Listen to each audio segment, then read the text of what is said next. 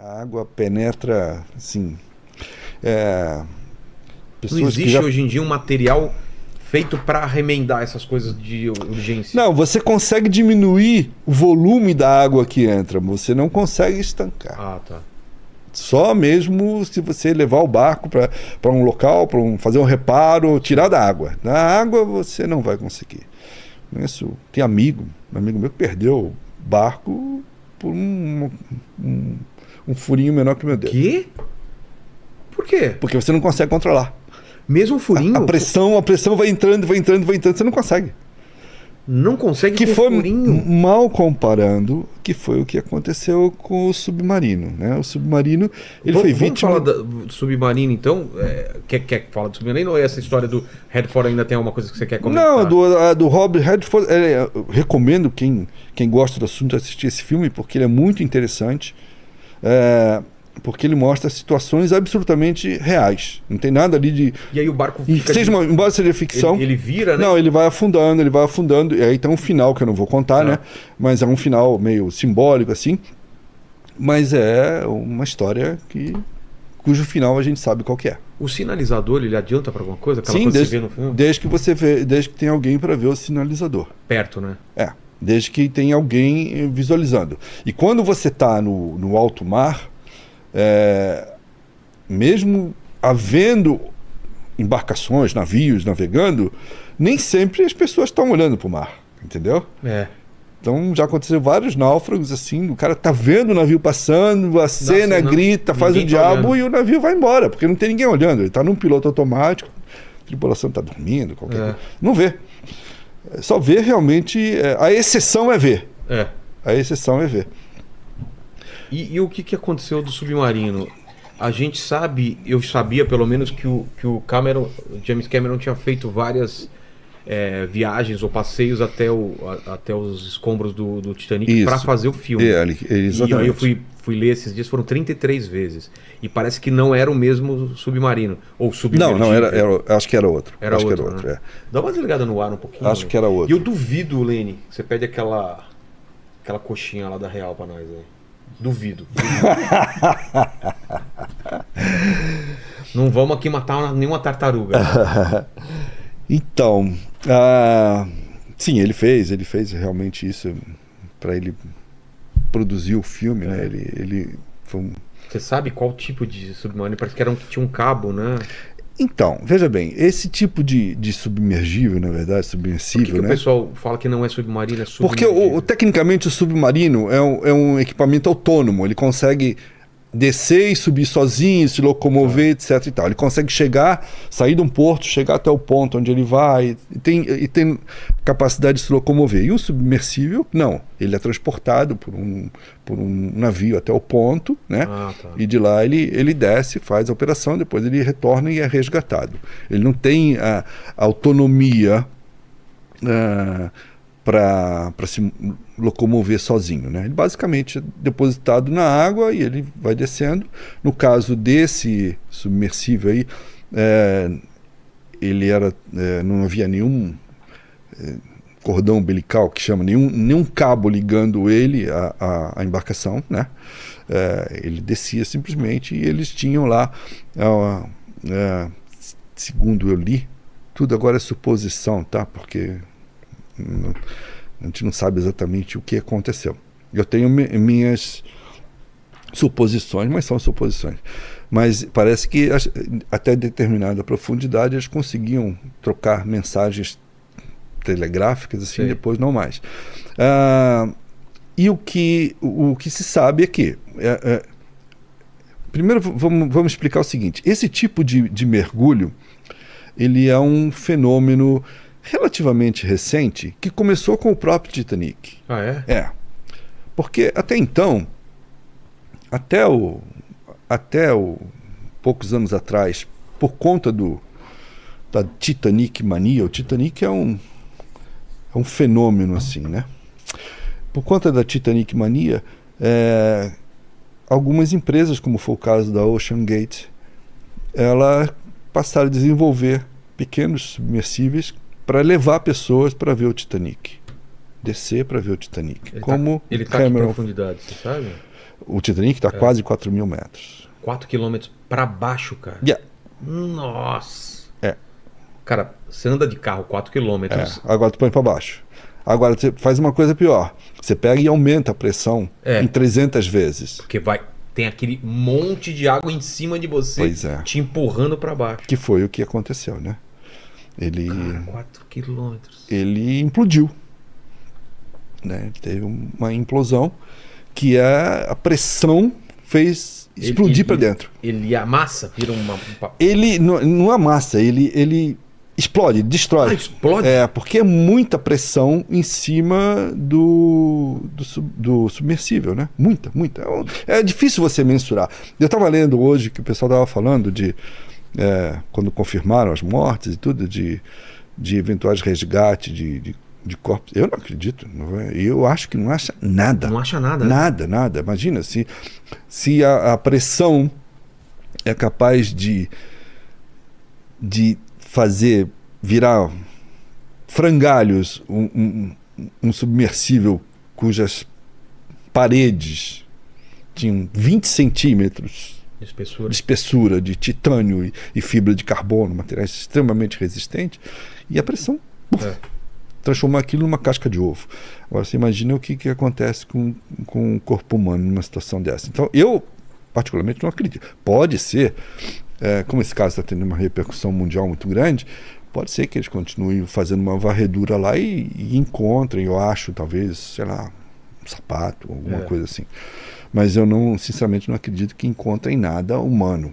Eu acho que não tem como.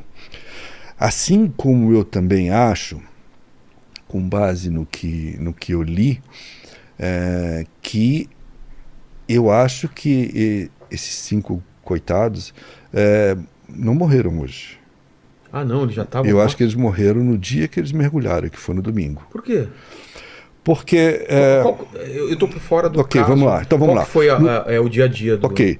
No domingo, bem cedo, nas primeiras horas da manhã, começou a operação de descida do submersível com 5 pessoas lá dentro. Tem ideia de quanto custava? Falaram? Sim. Isso é público. Os pagantes, que não sei se no caso lá eram 3 ou 4, acho que 3 pagantes, os pagantes pagam $250 mil, mais de $1 milhão para fazer essa descida. E o planejamento era quanto tempo? Então, essa descida já havia sido feita antes por esse próprio submersível, no ano passado. Esse ano não, ainda não tinha acontecido nenhuma, mas no ano passado sim, ele fez uma meia dúzia de descidas. A descida leva em torno de 8 horas. 8 horas para descer? Isso. Não, desculpa, a descida leva 2 horas. Tá. A operação inteira é de 8 horas. Sim. Então ele desce durante 2 horas. E sobe mais devagar. E depois sobe, compensando. E a operação inteira dura 8 horas. E as informações é que eles perderam... Domingo, então... Domingo, bem cedo, nas primeiras horas do domingo, começou a operação. Então ele começou a descer. Local, começa a descer. O navio já estava no local, eles baixam uma prancha, uma balsa. Em cima da balsa está o submersível. As pessoas são colocadas dentro do submersível. Não tem uma portinha, não, porque o negócio é mais severo, é aparafusado para aguentar a pressão. Então, mesmo que você esteja... Tem imagem do submarino aí, Lênin? Coloca pra gente aí, por favor. Mesmo que a pessoa lá de dentro queira sair, ela não consegue, porque só é possível sair pelo lado de fora, se alguém abrir. Olha lá, ó. É isso aí. A entrada é por onde? Pela traseira? Não, ele deve ter em cima, ali onde está azul, ele deve ter o pessoal tá vendo aí, Lênin? Uma espécie de uma escotilha por onde entra. Para o pessoal ver aí. Na verdade é o seguinte, desculpa, falei bobagem. A entrada dele é feita pela frente dele, que é aquela parte redonda lá, que ela abre feito uma portinhola, né? Inclusive ali tem o banheiro que eles chamam, que é um cubículo. Tem isso também. Tem que ter, porque são 8 horas, então eles imaginam que alguém em algum momento pode precisar. Mas não é um banheiro, é só um lugar separado por uma cortina do resto do cilindro, onde ficam as 5 pessoas sentadas no chão, né? Não tem cadeira, não tem nada. Não tem cadeira? Não tem. Senta-se no chão, é um cilindro. Só consegue ficar sentado, não tem altura para você ficar de pé. A visão é praticamente nenhuma, porque você tem na frente aqui, exatamente naquela parte mais redonda, assim, onde é a porta, você tem uma janela, uma escotilha mais ou menos assim, que te permite, até que é de bom tamanho, tá? Que te permite olhar para fora. Porém, você tem que entender o seguinte, o Titanic está a 4.000 metros, onde não chega luz nenhuma. Ele está em completa escuridão, total.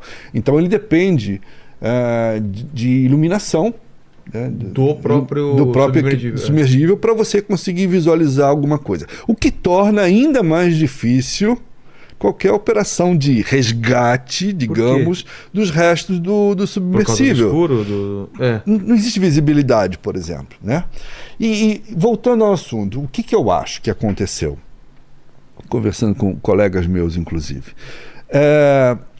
Eles começaram a operação e foram descendo no domingo de manhã e, ao que consta, a equipe do navio informou que perdeu o contato com eles após 1h45. A descida era programada para cerca de 2 horas. Então, eles, teoricamente, já estavam próximos do Titanic. Tá. Né?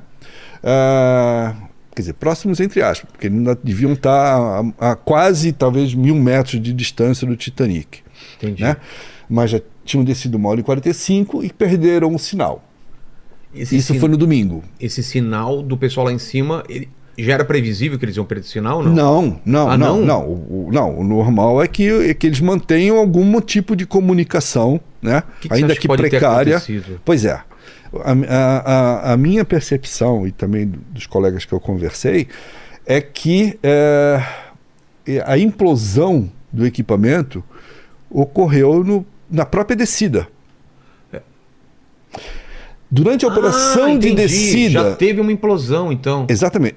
Na minha opinião, eles não chegaram nem ao Titanic. Entendi. Porque o equipamento implodiu antes de chegar no fundo. Na minha opinião, o que pode ter acontecido para ter implodido, se nas outras vezes não implodiu? O material vai desgastando, vai isso estressando? Para ver uma implosão num submersível, que é uma nave experimental, na verdade. Para ver uma implosão no submersível que já havia feito essa viagem antes, esse submersível já fez uma meia dúzia de descidas ao Titanic no ano passado, no ano retrasado, é porque houve algum problema técnico, alguma fadiga de material, alguma coisa que gerou a implosão. Quando você está falando de um ambiente desse, com uma pressão absurda, que a gente não consegue mensurar o que é uma pressão nessa profundidade. Um colega meu estimou em 300 atmosferas, que é uma coisa assim absurda. Não existe nenhum ser vivo que aguente isso. Ser vivo, não. Uma baleia... Existem alguns seres, alguns estão sendo descobertos, inclusive, que vivem nas grandes profundezas, que eles têm essa capacidade. Né? Não tem nada parecido com o que a gente está acostumado a chamar de peixe. Mas, sim, esses seres conseguem, vivem na escuridão, etc. Mas o que nós achamos? Que poderia ter... Houve alguma falha técnica, isso me parece certo, no submersível, que gerou a implosão dele. O que seria isso? Cara, numa pressão dessa, não dá nem para chamar de rachadura. Talvez um risquinho no casco seria suficiente. Sério? Seria suficiente para detonar uma implosão.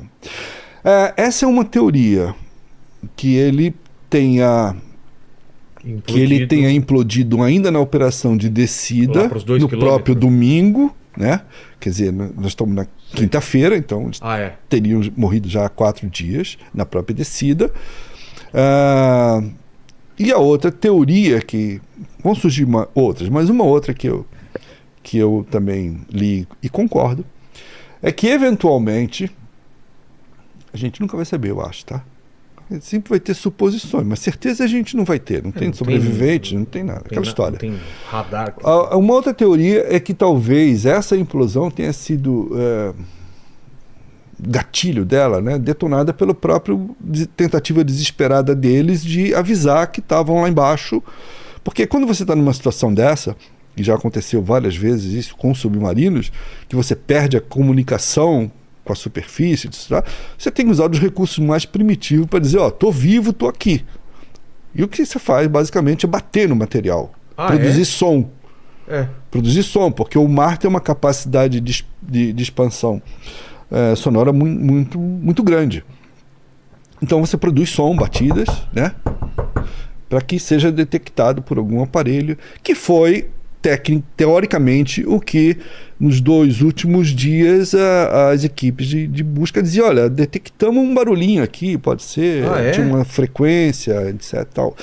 Mas eles disseram hoje que não, que eles acham que o som que eles detectaram não vinha, o que comprovaria a tese de que isso aí tenha o que quer que tenha acontecido, a implosão baseada por algum motivo, aconteceu no próprio domingo. Então o som que eles estavam ouvindo não tinha mais nada a ver, porque infelizmente já não existia mais a nave nem as pessoas, né? Se não implodiu no domingo, ele perdeu o controle? Ele pode ter a base da segunda teoria. Ele pode ter perdido a comunicação, mas continuou no processo de descida, né? Até chegar ao fundo, né? E dali para frente, 2, 3 dias que passou supostamente lá, ele teria sofrido a implosão, causada ou pela própria fraqueza, digamos assim, do material, ou até o gatilho tenha sido as próprias tentativas dele de fazer barulho, né, batendo no material. Nós estamos falando de um negócio muito, muito delicado. Eu li um exemplo muito interessante hoje, que é exatamente da casquinha de ovo. Nós estamos falando de um casco de 20 centímetros de espessura, de uma liga extremamente forte, que nessa situação se torna uma casca de ovo. Você pisa e... é o que acontece.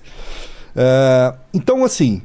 Mas eu ainda acho, na minha opinião, modesta opinião, que foi no processo de descida. Agora eu queria entender, eu li algumas coisas, eu não sei o que é real, o que não é. Aquele controle remoto que mostraram, era controlado à distância? Vê se você acha essa foto desse controle, Lênin. Não, como funcionava a operação? Eram só os turistas lá dentro, tinha um comandante, um cara que pilotava, a pilotagem como que funcionava? Eles eram uma equipe eles eram 5 pessoas, né? Falando passado, porque infelizmente já não estão mais aqui. Eles eram 5 pessoas. Então você tinha o comandante, digamos assim, o encarregado de conduzir o submersível e mais 4. Desses 4, 3 eram claramente turistas. Não no mau sentido, mas turistas, pessoas que pagaram para visitar o Titanic. O quarto era um pesquisador, não é bem um historiador, mas é um pesquisador, uma pessoa que conhecia muito bem a história do Titanic. Olha lá, é isso mesmo? É isso aí. Cara, mas não me passa muita confiança. Pois esse é o ponto. As pessoas... Parece aquelas coisas da China, né, velho? Pois é. Controle do PlayStation 3 da China. É uma imitação de um controle bom, né? Agora, o mais irônico de tudo é o seguinte: o quinto passageiro era o próprio dono da empresa. Exato. Se ele não confiasse, né? Pois é. Ele era o 5º passageiro. Inclusive, foi o último a ser confirmado. Né? Ele era o próprio... Dono. Criador do projeto, não do projeto, mas o maior divulgador das expedições era ele próprio. Na internet tem vários vídeos dele mostrando o interior do submersível, etc. Ele mostra esse controle de videogame, ele fala, ó, para cima, para baixo, igual um jogo, para cima, para baixo. Agora, eu vou lhe falar uma coisa.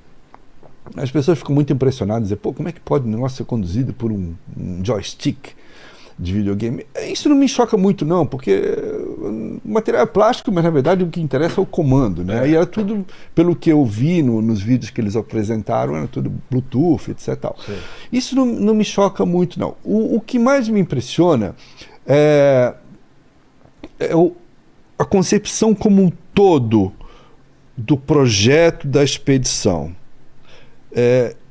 que para mim sempre pareceu muito arriscada. É muito sujeito a falhas, né? Muito. Não é uma coisa que precisa dar muita coisa errada pra dar merda. Não, geralmente as catástrofes, os acidentes vêm assim, combinação de 3 coisas que deram errado. Se o Lito aqui falar sobre acidente aéreo, é um monte de coisa. O Lito que eu digo, né? Assim, não é uma coisa. Um problema não derruba um avião. Exato. 5 problemas juntos derrubam um avião. Né?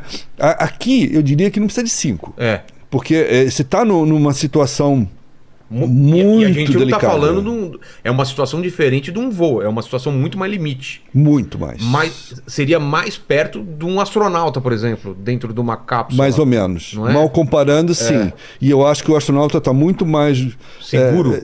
Tem mais pessoas envolvidas na operação de controle, monitoramento dele do que alguém descendo a 4.000 metros. Ele consegue colocar uma roupa e sair da nave. Veja bem. Não tem como, né? Veja bem, o fundo do mar é a parte menos explorada do nosso planeta. Deve ter um motivo, né? Que é esse. É difícil. Perigo, é difícil. É arriscado demais, né? E principalmente numa profundidade de 4.000 metros. O maior submarino, o submarino mesmo, aqueles grandes que levam 100 tripulantes, militares, etc. Nuclear? Os mesmos nucleares. O que vai mais fundo vai 900 metros. Ah, é? Eu achei que ia muito mais fundo. 900 metros.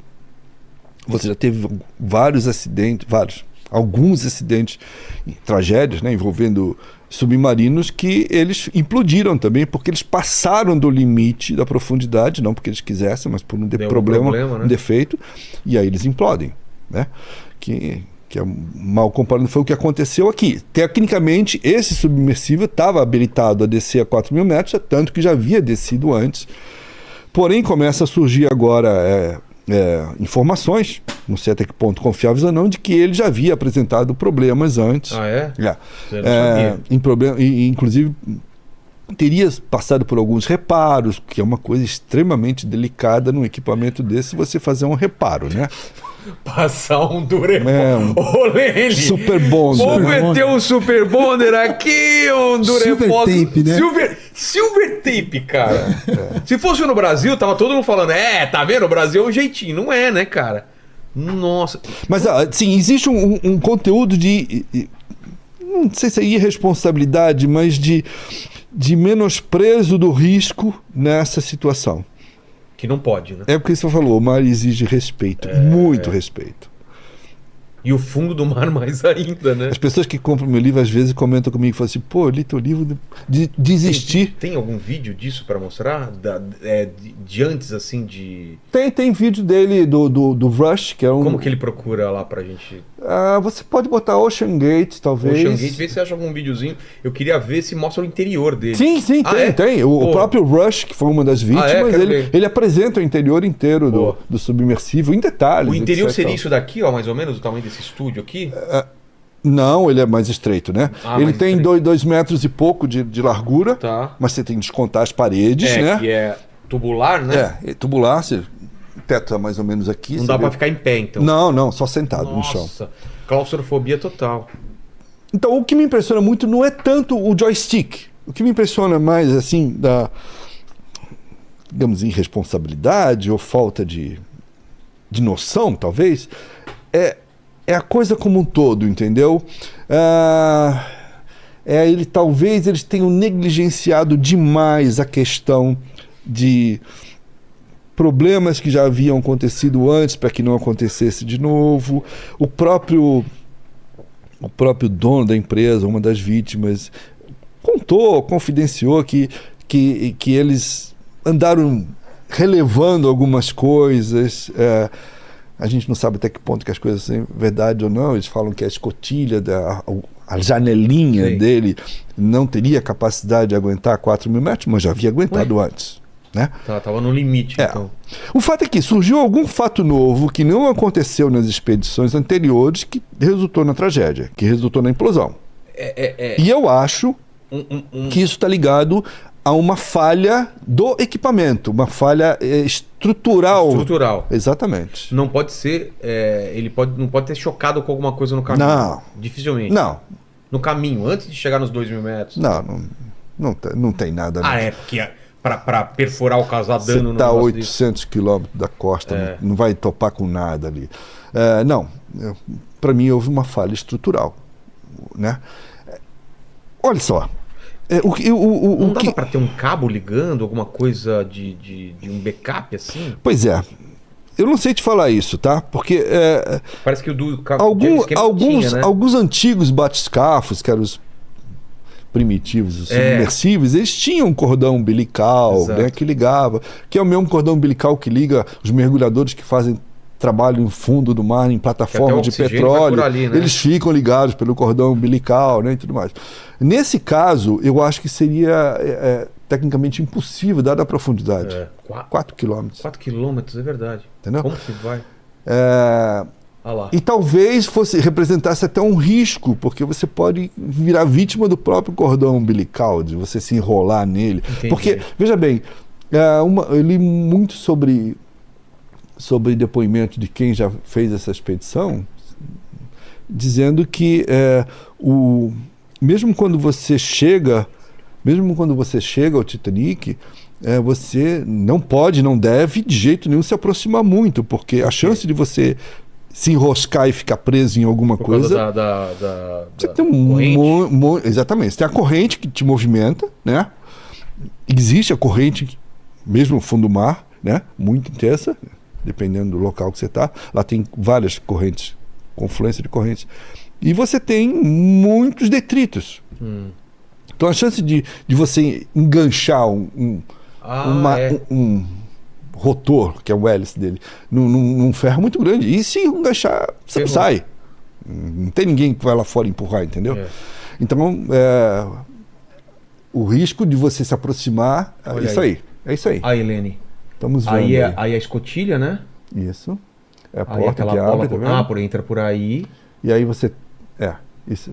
Pena que não tem o vídeo que o próprio Rush apresenta. A chance de você entrar aí se te pagassem $100 mil. Pagassem pra você. Putz, $100 mil. $100 mil. Você sabe que deu merda, mas você não sabia.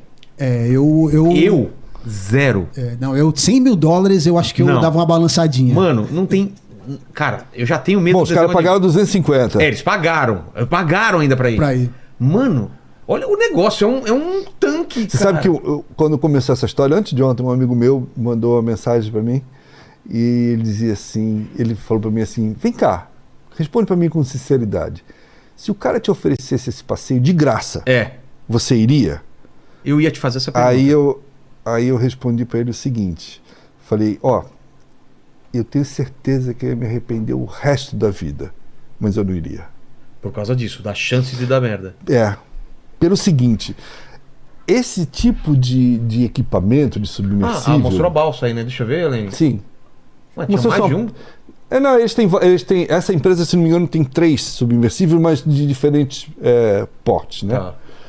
Esse tipo de submersível, que é feito para o transporte de turistas, quer dizer, ele é um pouco maior, etc e tal, eu acho que ele ainda está muito embrionário. Entendeu? A gente vai chegar numa tecnologia super à prova de risco. Eu acho que alguns submersíveis menores de fundo científico eu reputo mais confiáveis do que esse. Entendi. Existe o lugar mais profundo do planeta até hoje, que se sabe, possivelmente é ele mesmo, é a Fossa das Marianas, que dá mais de 10 mil metros de profundidade. Já chegou nos 10 mil metros, que é 2,5 vezes a profundidade do Titanic, uma pressão O Everest tem quanto? 8 mil? Olha, é um Everest invertido. É mais que o Everest. É mais que o Everest. Então, assim, esses equipamentos que já desceram na Fossa das Marianas, ao longo da história, talvez uns 5 ou 6, são equipamentos científicos. São submersíveis científicos. Aqueles eu confio muito mais. Porém, eles têm capacidade de levar 1 ou 2 pessoas no máximo. Não são ônibus turísticos, numa van turística para mostrar o Titanic, entendeu? Então, assim, eu confiaria muito mais num equipamento com essa bagagem científica do que um equipamento feito visando lucro. Porque isso aqui é uma agência de turismo, na verdade. Como estão fazendo agora o turismo espacial, que vai ser uma nova modalidade aí de... E a gente já teve no passado, é que o ser humano não aprende com isso. A gente já teve no passado experiência desse tipo, viraram tragédias também no Everest. Né? De levar qualquer...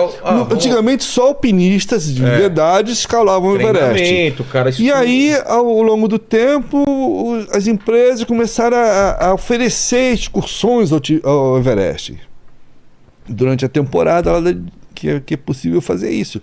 E chegou ao ponto que tinha fila de espera, entendeu? Era um grupo subindo, grupo descendo. E aí começaram a acontecer os acidentes. Porque e eu tô falando, eu acho que aqui é muito mais letal do que o Everest, tá? Com certeza. Ok? E aí começaram a acontecer os acidentes, porque as pessoas que estavam fazendo aquela escalada não tinham experiência, capacidade técnica para fazer aquilo. Que eu acho que é o que está acontecendo com as expedições comerciais ao Titanic, que começaram, tem aí uns 6 ou 7 anos, começaram as expedições comerciais, aquela onde você vende a vaga. Sim. Enquanto Cameron, etc., enquanto eles faziam isso com intuito científico, eles estavam usando outro equipamento, muito possivelmente muito mais preparado para essa situação limite do que um submersível que tem intuito comercial, que é maior, para caber mais gente, etc. Tem que fazer certas concessões que no científico não fazem. Não. O científico, por exemplo, o que desceu, o submersível que o Viktor Vescovo desceu, que é o cara que detém o recorde, visitou os 5 pontos mais profundos do planeta. Ele é um entusiasta disso. E ele mandou construir equipamentos para isso, etc. Só para você ter uma ideia, uma referência, a única janelinha, digamos assim, que o equipamento tem é quase o tamanho de uma moeda. E aqui você tem um negócio que é assim, né? Porque um turista não ia se contentar em pagar... O cara tá pagando uma grana para olhar por uma moedinha, né? Então aqui já se começa a abrir as concessões. Então você faz uma coisa mais confortável, maior, né? Com uma janela maior. Até com um design bonito, para um científico não precisa. E aí é que eu acho que começa a haver a negligência da segurança. Porque essas expedições não têm o cunho científico. São expedições visando lucro. Embora eles não chamam os passageiros de passageiros, muito menos de turistas. Eles dão um termo que eu esqueci agora, mas está no site da Ocean Gate. Alguma coisa ligada à expedição. Eles são membros expedicionários, qualquer coisa que o valha, para dar um suposto caráter científico a uma passeio, né? Que não tem nada de científico.